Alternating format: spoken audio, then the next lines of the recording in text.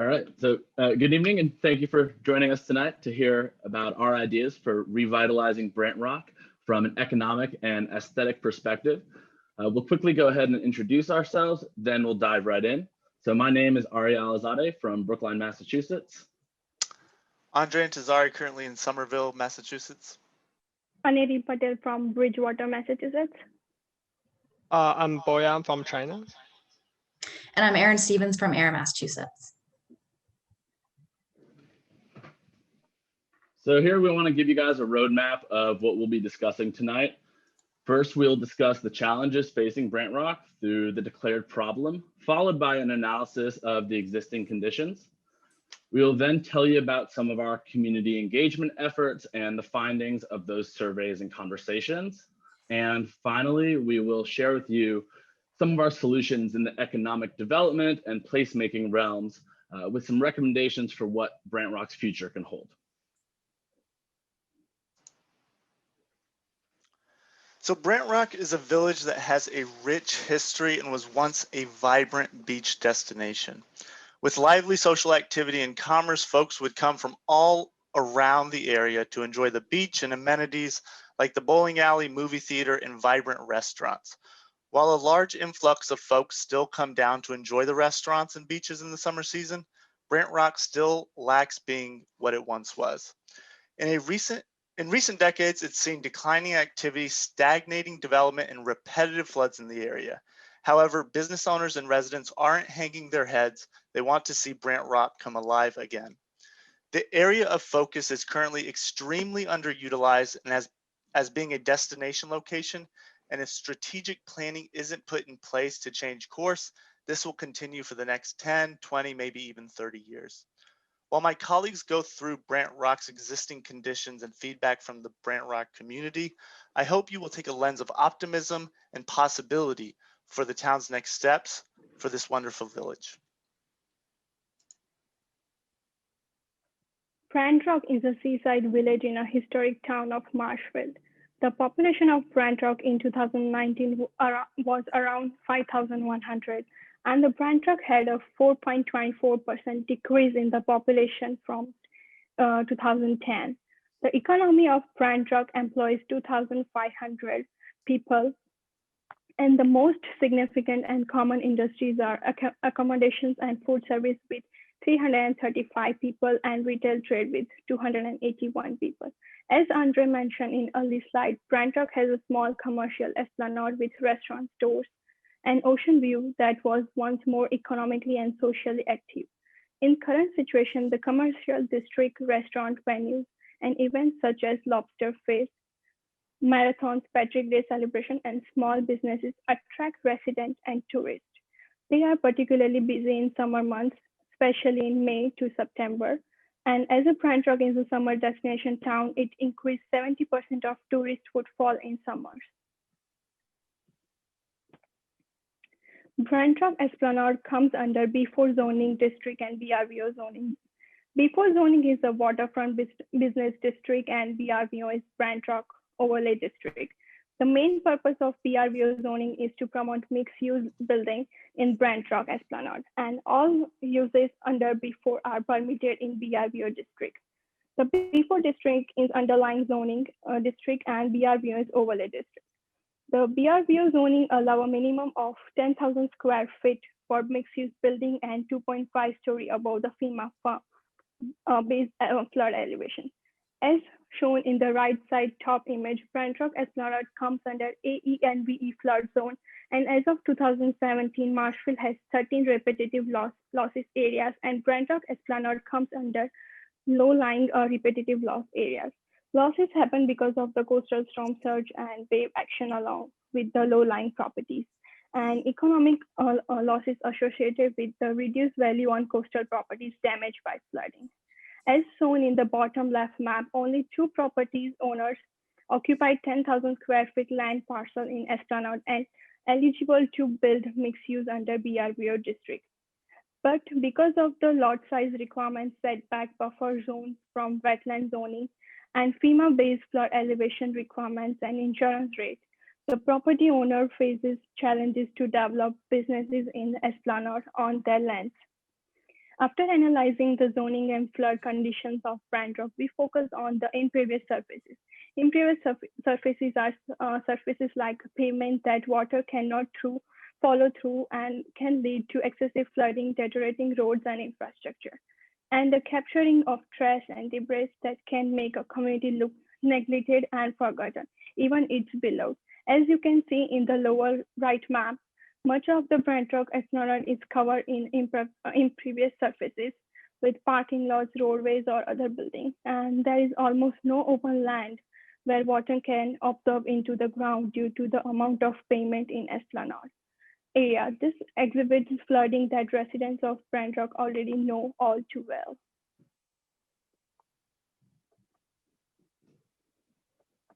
So one strategic plan of our community outreach was conducting individual interviews with many of the business owners in the Esplanade, as shown in the image to the left with an asterisk next to folks with whom we had communication. All the business owners we spoke with took great pride in the local customers, and all had been longtime business owners in the Esplanade. While our discussions addressed various inquiries like the impact of the COVID-19 pandemic on business, barriers to development, and revitalization hopes, one thing that became very clear to us throughout our discussion was that there is deep mistrust and resentment between members of the business community within the Esplanade. Feelings of neighborliness and shared collaboration that you might see in other villages did not emerge in this community. In fact, a quote we took from one of our interviews captured some of this sentiment. It reads, "Just so you know, most of the businesses down here don't talk to each other. It seems like they're all jealous and they all think the other guy's getting twice as much business or something." This sentiment was backed up by other businesses and conversations we had with the Marshfield Chamber of Commerce. From the community survey, we gathered information about what respondents love about this area. Those who responded to the survey and this question said that they most love the beach, local parks, specifically Peter Igo Park, restaurants, and the Esplanade, among other things. The items mentioned as things that they loved about Brant Rock the most can be seen in the word cloud to the left, with the larger words being mentioned more often by respondents. The right side of the slide shows that while there are many things that residents love about Brant Rock, there is room for improvement. An example of this is one respondent who wrote, "Brant Rock used to be quite attractive. Would love to see quaintness and beauty be reinvigorated in this community." You can see on the left here several images of the Esplanade and how buildings and roads have fallen into some disrepair, trash and debris is littering some of the land, and fences are falling down. We heard from Brant Rock residents that this is a place that feels like home not only to the residents, but to visitors. It combines the historic old beach town feel with the amenities that keep bringing people back. There's so much to love about Brant Rock, but things have slowed lately for businesses and the local economy. Storefronts are empty and the area continues to deteriorate after storms have battered this beloved village. We heard from our survey how people feel the area is in need of help to make it shine again and help the small businesses succeed. We've heard of the broken window theory, that areas that look run down and in poor condition tend to do worse. But with attention paid to aesthetics, these areas can thrive. With a targeted approach at enhancing the beauty of Brant Rock in ways that hold on to its charm and character, we want to pave the way forward in a resilient way. Our goal is to showcase Brant Rock, give it a little polish to make it shine again, and bring the economy back to life through several unique ideas and policy solutions. While difficult to represent in a slide, in the survey, we got a sense of place and what Brant Rock means to the community. We heard about childhood memories, the nostalgia, and how people feel that Brant Rock is a little bit of a shell of what it once was. People want to see Brant Rock be beautiful and cared for again, and have that feeling of beach-filled magic and whimsy that's been drawing crowds to the area since the early days of beachside getaways here in Brant Rock. This sense of place is really what pushed our thought and planning process. We want to breathe a little bit of that nostalgia back into Brant Rock and make it a place for gathering, fun, and making memories, while also mitigating the floodwaters which threaten the area.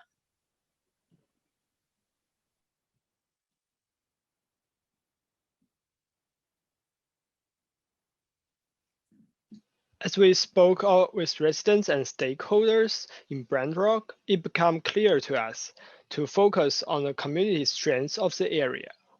We chose two pillars to base our solutions on: economic strengths as well as its nostalgic strengths. As Andrej said before, there's a deep mistrust among Brant Rock's businesses and spaces are underutilized. Our solution entails strengthening Brant Rock's economic development opportunities by encouraging new investments and area improvements, as well as revitalizing existing small businesses to create a resilient local economy. In terms of nostalgia, like Aaron just mentioned, Brant Rock has a strong identity foundation as a beachside community and destination on the South Shore. Our solutions will promote and reinforce these feelings and make it the ideal beach town for residents and visitors alike. Here we want to show you a sample of some of the solutions we discussed and discovered throughout our evaluation and community engagement process. While some of the ideas were outside of the scope of this project, and we will discuss those in our appendix. And we elect to expand upon a handful of them that apply to economic and placemaking solutions, and those ideas are highlighted here, and my colleagues will discuss more details for you. So one of our economic development strategies we thought was worth further investigation targets a new formed committee called the Brant Rock Esplanade Committee. Although the Marshfield Master Plan of 2015 recommended a 2-year implementation of an economic development strategy to create a business investment district to help with renovations in the Esplanade, this was never complete. And after discussions with the business owners in the area, our hypothesis is that there's still a good amount of trust building that needs to take place. That being said, we recommend that the town create this committee with multiple stakeholders from local businesses, residents of Brant Rock Village, and representatives from the Chamber of Commerce to strategize a long-term vision of economic activity in the Esplanade. One product of building community in the Esplanade could be centered around a branding strategy specifically for the Esplanade. For instance, the image on the right shows a potential window decal that could be placed on participating businesses in the area. Additionally, this committee could be tasked with strategizing calendar events specifically for the Esplanade during the shoulder seasons of the year.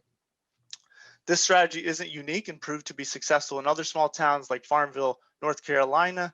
The town of 4,300 created an economic development committee and an intensive branding campaign, which led to aggressive support for existing businesses and an influx of activity. Now the town has become a beacon of hope in Eastern North Carolina. We suggest, in coordination with the committee, that a part-time or full-time economic and tourism development director be hired. Having someone who can drive tourism and help small businesses create events and community programming will be a huge help not only to Brant Rock, but also to Marshfield. There's been a growing trend in creating positions like this over the last few years, even in Massachusetts, one of which was in Rockport, Mass. This is another small coastal town that was struggling with keeping businesses open and tourists coming. Now they are listed as one of the must-visit tourist destinations in Massachusetts. We suggest looking into paying for the position, at least in parts, with an increase to the room occupancy tax, which is currently set to 4% in Marshfield and can, by state law, go up to 6%. Ensuring that short-term rentals like Airbnbs are also being taxed is very important. And as this accounts for most of the rentals in Brant Rock. And then another strategy our group thought was worth further investigating centered around the feasibility of using existing unused buildings and parcels of land for short-term leases for amateur businesses, pending no alterations to buildings like major construction, reconstruction, or other actions resulting in a change to structural parts, heights, number of stories, size, use, or location of building is intact. This would be a win-win in that dormant properties would be filled with tenants and provide building owners revenue streams for properties that otherwise would be vacant. However, barriers to achieving this type of activity would include a streamlined permitting process for a temporary certificate of retail occupancy in connection with existing retail use permits required for businesses, and would require the building commissioner, board of health, the conservation commission, and planning board a common interpretation with regards to the threshold of alterations to existing but unoccupied buildings. Some examples of these uses can be seen in the slide to the right and include short-term food establishment, flea markets, and pop-up food truck events on existing parcels within the overlay district. Permeable pavement and pavers are a solution for flood mitigation that is aesthetically pleasing and puts less pressure on the existing systems like the water and sewer treatment plants and the storm drains. The pavement can take up to 480 inches of water per hour and is a great option for an area that needs infrastructure replacement, as we've seen in some of Brant Rock's deteriorating roadways and sidewalks. While the cost by square foot may be more expensive at face value, when including the cost of additional infrastructure needs, the costs become more similar. We suggest looking into doing a pilot project to showcase how permeable pavement works in this environment and give confidence for larger scale projects down the road. We would also encourage doing native plantings alongside the pilot project to brighten the area, but also assist with erosion control and stormwater management.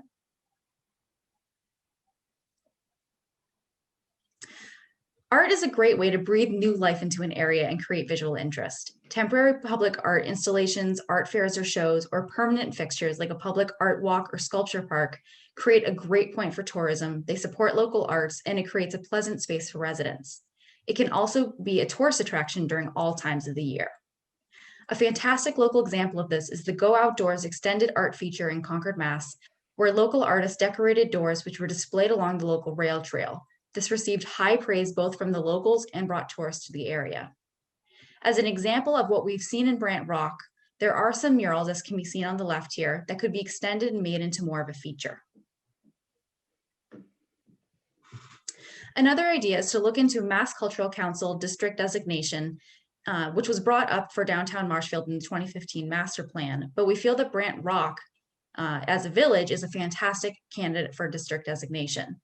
With the walkability, history, shopping, restaurants, and desire to do more in the area, this designation would help foster arts and culture in Brant Rock and open up funding for projects that would make Brant Rock flourish and become an even better tourist destination. So in response to the survey and our own observations around the area, we thought a seasonal bike share, which you can see pictured on this slide, could be a fun and appropriate option for Brant Rock. Not only is Ocean Street enjoyable to bike down, featuring its long stretch of coastline, the area as a whole is fairly flat, making it an easy neighborhood to bike around, especially for families. Another feature which makes Brant Rock a great place to establish a seasonal bike dock is the proximity of another bike trail in Marshfield.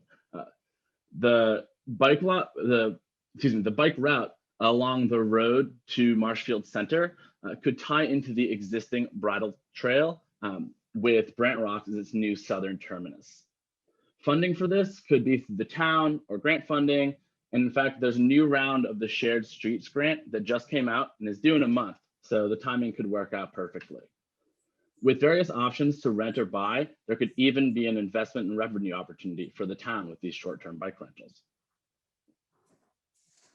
Another feature that we see as important to Brant Rock's future is its famous fire control tower that is currently in need of a bit of a facelift. It can be seen not only from most local vantage points, but also from afar. The World War II structure and surrounding open lot is an ideal space for veteran ceremonies and other patriotic events. Massachusetts 9th Congressional District, which Brant Rock finds itself in, is actually home to the greatest number of veterans in the state, and such a space would be fitting for the area's population, as we could see was done in Cape May, New Jersey.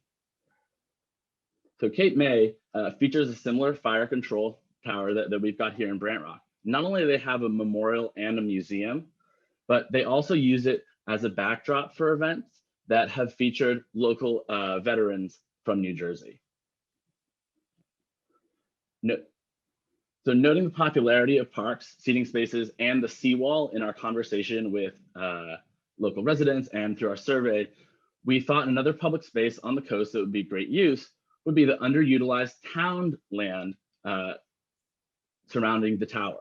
So cleaning up the area surrounding the tower would not only be a great space for residents and visitors to experience Brant Rock, but it would also be a great place to implement some of these pilot projects we've just discussed. In the area immediately surrounding the base, which is currently in private hands, they could build semi-hard surfaces that could feature some of these permeable pavers that Aaron spoke about earlier. The park would also feature grasses and fauna that are resilient to being by the sea, thereby improving erosion resistance.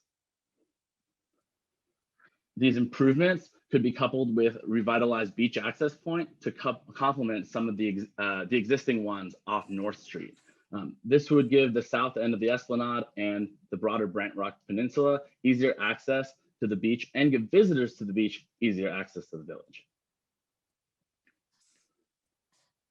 And from North Carolina's State University's College of Engineering, we just grabbed some approximate costs of how much such a simple park and recreation ground could cost.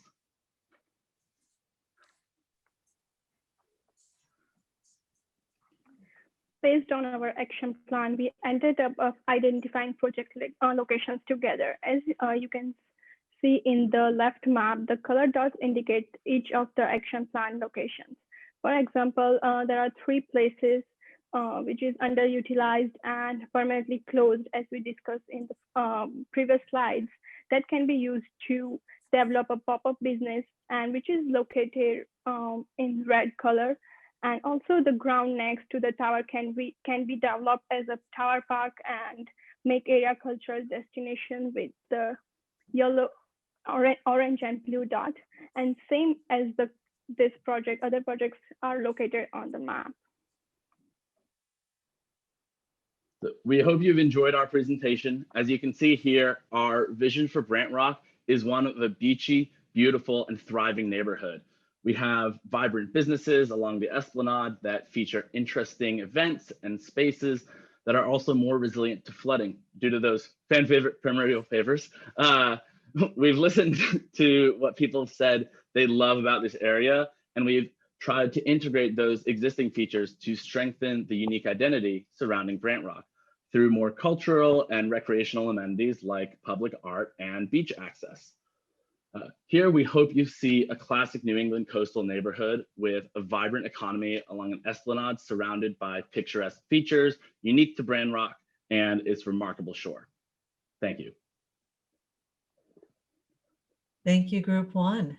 Questions and comments? I thought it was excellent. I took copious notes listening to you. I really liked 4 or 5 of the ideas that you put forth. I like the vision of beachy, beautiful, and thriving too.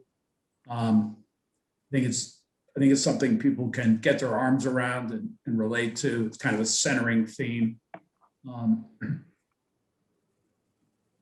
Nice job.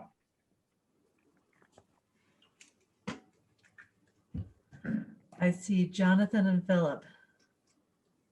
I'd say same thing. I think it was good. Sometimes you read a tagline like that and it just feels like you guys engaged in word salad, but you tied it back to, you had done the analysis, you based on what you'd heard, you were trying to thematically talk about, you had the historic photos, the postcards, you were clearly drawing on what brought people back to this seaside community. And I think that's really important, that if you come in and feel like you're the slick consultant dropping knowledge as opposed to lifting up ideas and concepts and then trying to find ways to address those issues that have been identified. And so that's a really important subtlety. I think the pop-up temporary activation stuff is an excellent idea. I think if there's a number of underutilized properties in the area, odds are you aren't the only people that have noticed those and have had other ideas. And I'd also be willing to guess that some of those properties, if you do deep dives, have legacy uses that people lament the loss or resent having been there. And so the ability to kind of resuscitate something or address perceived wrong or improve a thing, I think is really powerful. And that can be crowdsourced, that can bring people, and those kind of activations have a way of being local and being additive and a draw. And so I think when you start to talk about how do we place make, how do we revitalize, how do we let people have pride in their community? They have lots of, I think, local pride, but it sounds like there's some complexity to those thoughts. I think what you've done is try to chart a realistic path towards how that could be. And the one thing I would just say is maybe not a critique, but I would have thrown out what some of those uses could be, right? So Ari, I think that field could be more than a veterans parade, right? I think, could it be a beer garden? Could it be a food truck festival? Could it be lawn games? Could it be X, Y, and Z, right? So I would have, again, this is an example. If you go deeper dive on stuff, you have more time, but pulling out precedent images of how maybe there's a Brant Rock day where you kind of do all this activation for the weekend or something like that. But like, there's ways to kind of go beyond the idea and show people some of those other coastal towns that might have done temporary activations that find a way to drive interest in properties that could eventually then drive redevelopment. So I think very nice job. Philip and then Lauren. Hey guys, I really appreciate your presentation. Thank you very much. A few things I wanted to point out. First, I think that, you know, there's a lot of pressure on us as planners, as consultants, to come up with physical outcomes. Road goes here, trees go there, permeable pavers go here. But what I really appreciated about your work is that you thought about the kind of human infrastructure to make that happen, the trust building, the governance. You responded directly to comments from the community about how there's not enough cohesion in the retail community, and you spoke directly to that with your proposals.